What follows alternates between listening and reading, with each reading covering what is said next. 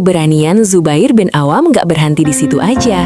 Saat tersebar kabar burung tentang Rasulullah bahwa beliau telah ditangkap oleh orang kafir Quraisy dan mereka mau membunuh beliau. Zubair yang mendengar berita tersebut langsung mengambil pedangnya lalu pergi mencari Rasulullah. Padahal waktu itu keadaan kota Mekah sangat sensitif terhadap kaum muslimin. Tapi Zubair yang baru berusia belasan tahun gak peduli dengan hal itu.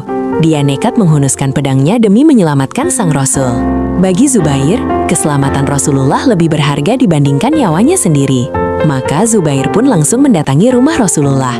Beliau ingin memastikan apakah berita itu benar seperti yang telah dia dengar, atau hanya berita palsu untuk menakut-nakuti kaum muslimin. Zubair pun langsung mengucapkan salam lalu mengetuk pintu rumah Rasulullah. Gak lama kemudian seorang pria membuka pintu itu, lalu keluar dari balik pintu rumah tersebut. Dan benar aja, ternyata yang membuka pintu itu adalah Rasulullah sendiri.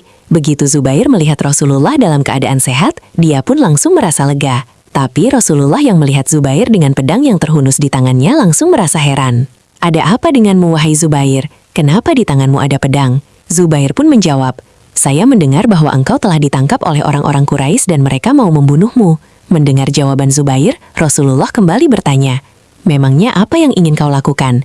Maka Zubair pun berkata, "Kalau hal itu terjadi pada dirimu, wahai Rasulullah, saya pastikan saya akan membunuh siapapun yang membunuhmu." Jawaban Zubair membuat Rasulullah tersenyum.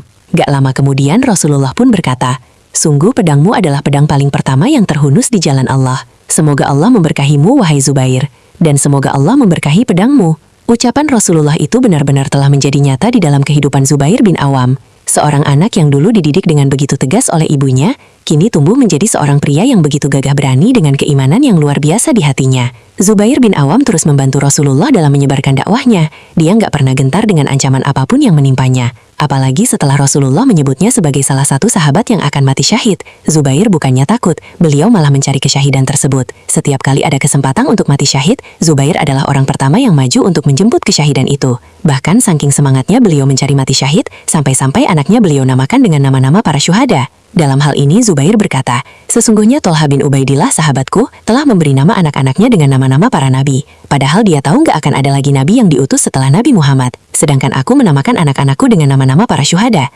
Aku berharap semoga anak-anakku kelak akan gugur sebagai syuhada." Dan yang lebih kerennya lagi, Zubair nggak hanya memberi nama anak-anaknya dengan nama para syuhada, tapi beliau juga mengajak langsung anaknya untuk terjun di medan perang. Jadi pernah di suatu peperangan, Zubair membawa putranya yang bernama Abdullah bin Zubair, yang waktu itu baru berumur 10 tahun. Beliau suruh anaknya naik ke atas kuda, lalu beliau bawa ke kancah peperangan. Sambil menghajar musuh, Zubair berkata kepada anaknya, "Wahai anakku, saksikanlah, inilah jihad di jalan Allah."